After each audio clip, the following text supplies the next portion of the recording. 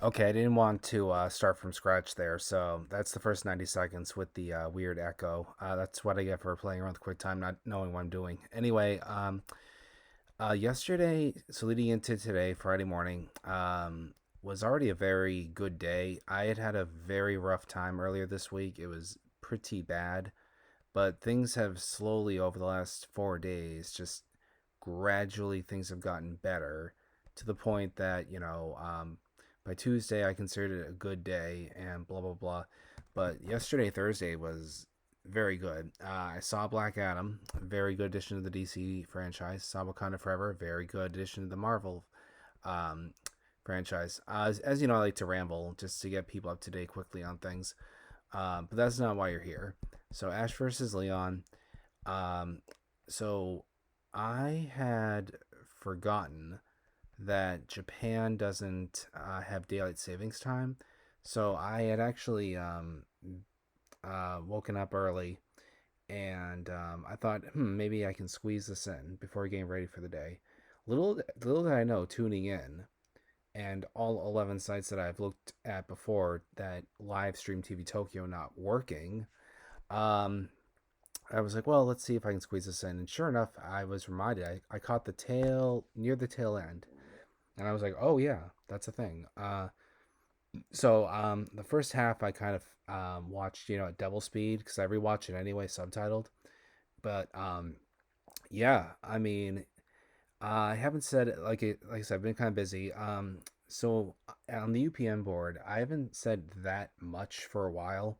But in summary, and I'll go into more detail about at some point this weekend. Roommates are going to be gone for a while tomorrow, so it'll be a perfect opportunity. Um, I have felt for a while that, and you see this in the videos I've made since the beginning of the summer. I felt that the Masters 8 was very underwhelming. The battles gradually got better, no need to rehash everything, but by the time we got to Ash vs. Cynthia, it was actually a very good battle. One of the best ones I'd ever seen. And going into this, I just thought it feels undeserved if Ash is going to defeat Leon because we're supposed to believe he barely defeats Cynthia, Lucario getting up after seemingly fainted. How is he supposed to take down Leon? Leon is such a powerhouse with the team that he has. Not to diss them, but going into this, everyone thought it was going to be a mix of all the Pokemon he ever had. So, um, I was pleasantly surprised to see in the first three parts, the battle was very good. Easily one of the best battles Ash has ever had. And I'm not just saying because of hype or because of, um, you know, the importance of winning this battle. One of the best. Now, part three, it did feel a little weaker, but I don't really think it was the battle itself as much as we were getting into the flow of a formulaic thing here.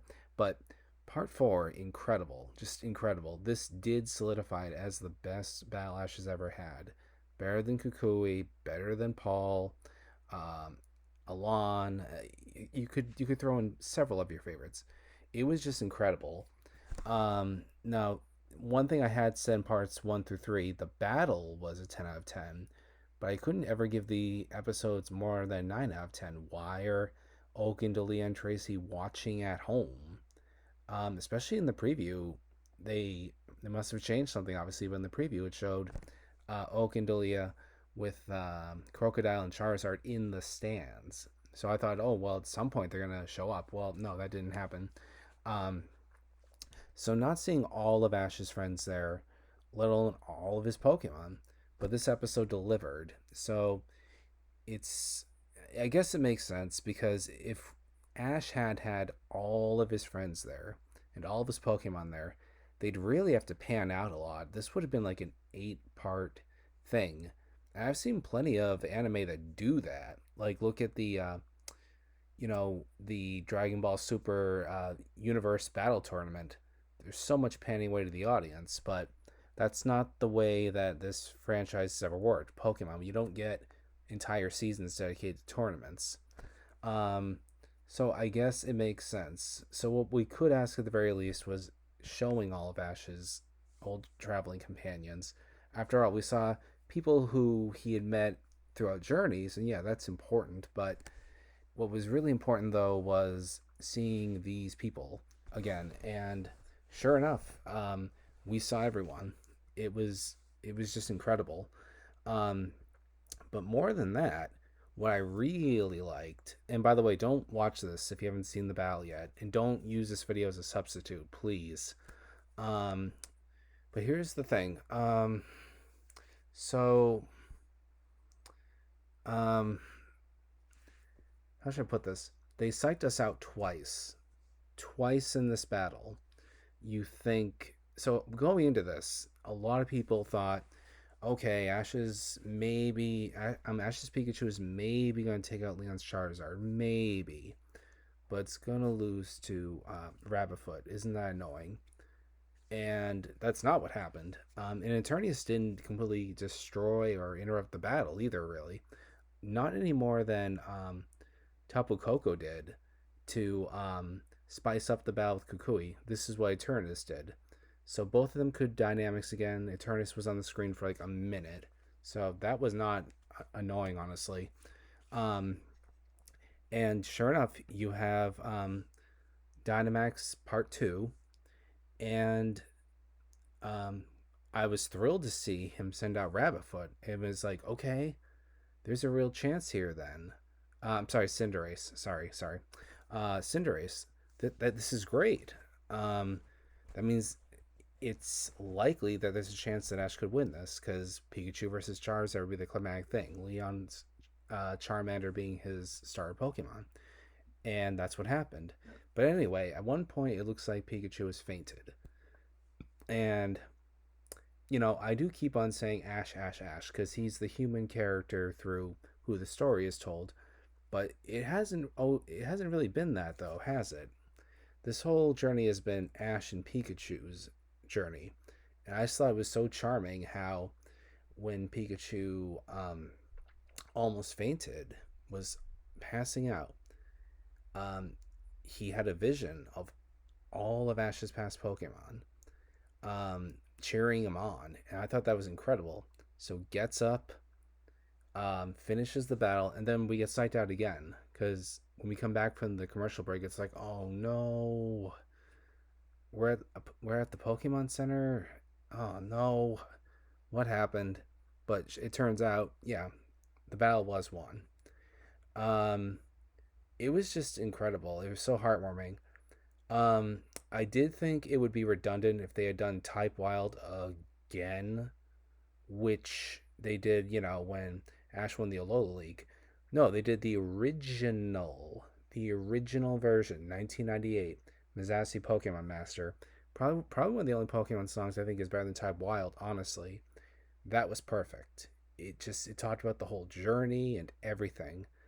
Um, and it means a lot, Um, it's very hard if you're a child or a teenager or honestly someone even in your early 20s. Um, even if you've been watching Pokemon your whole life, I mean, how much you remember of it back in Kanto or Johto or Hoenn days when you were 2? I mean, you've watched it since then. Um, for older people like me who were teenagers when Pokemon first came to America, young teenagers, but teenagers, to see this journey is just it means so much.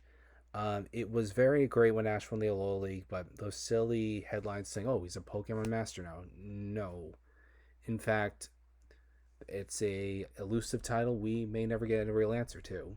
But what we can say is, okay, well, how can we measure this? Well, become the strongest trainer in the world, and Ash has done it.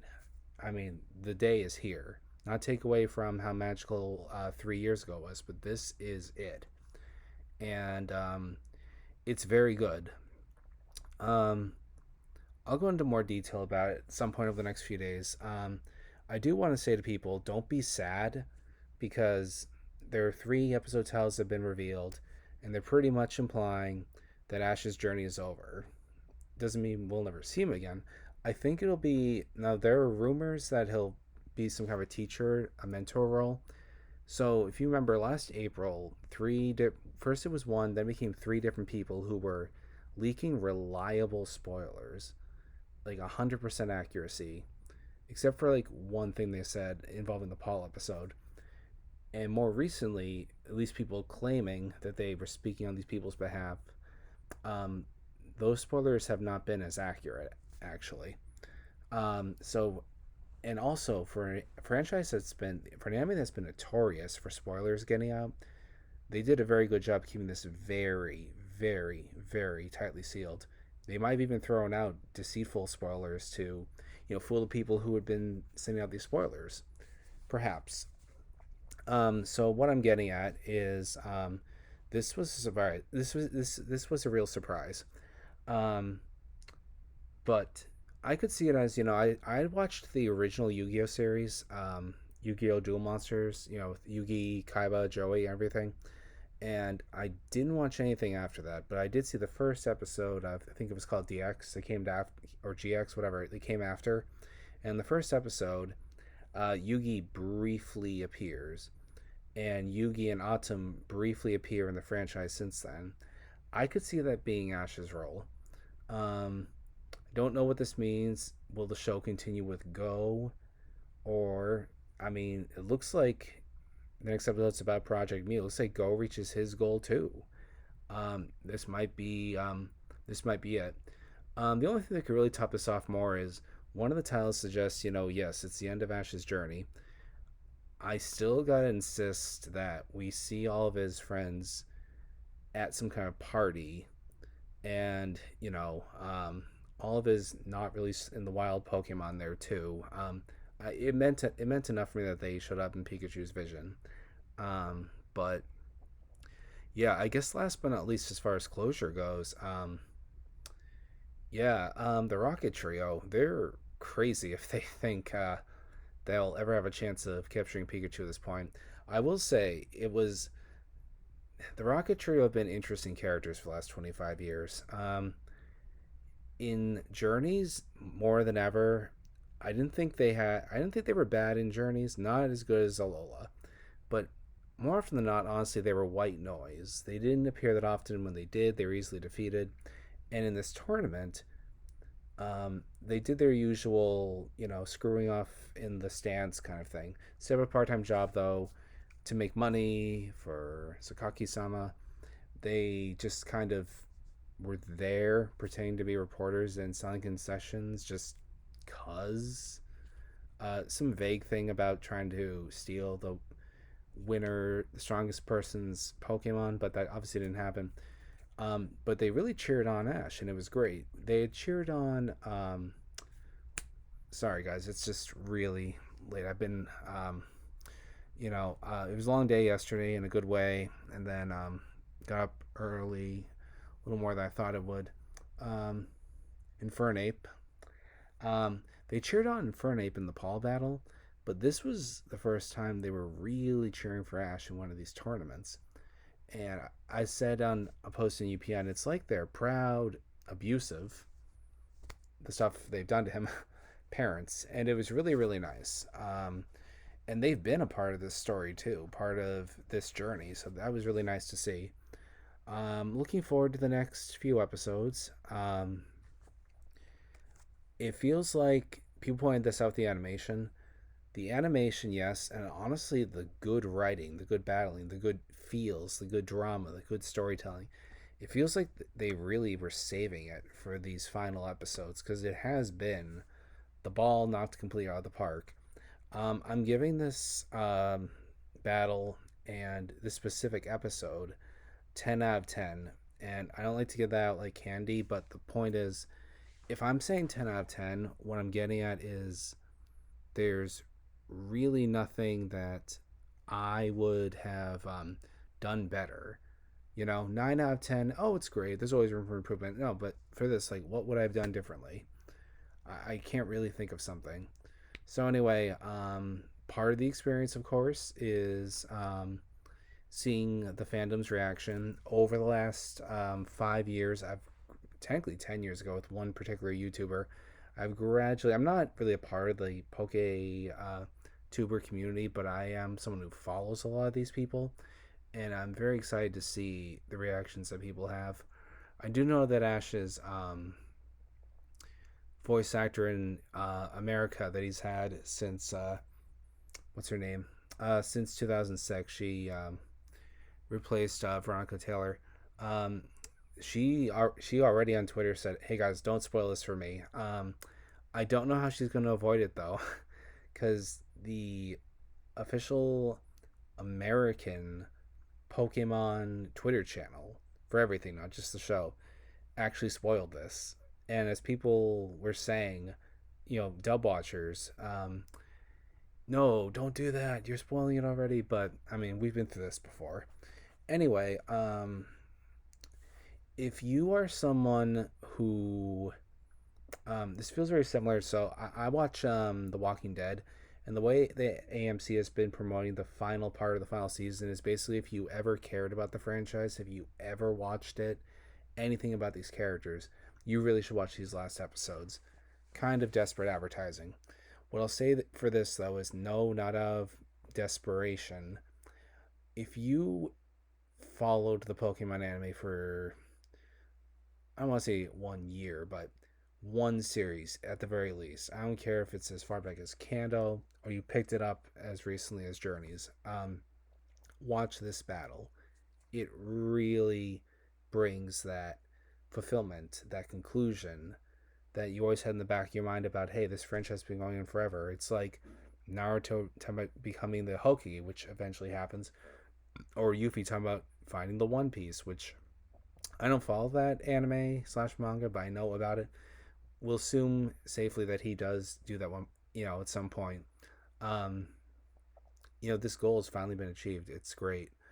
Anyway, that's enough ranting. Thanks for listening. Talk to you guys later.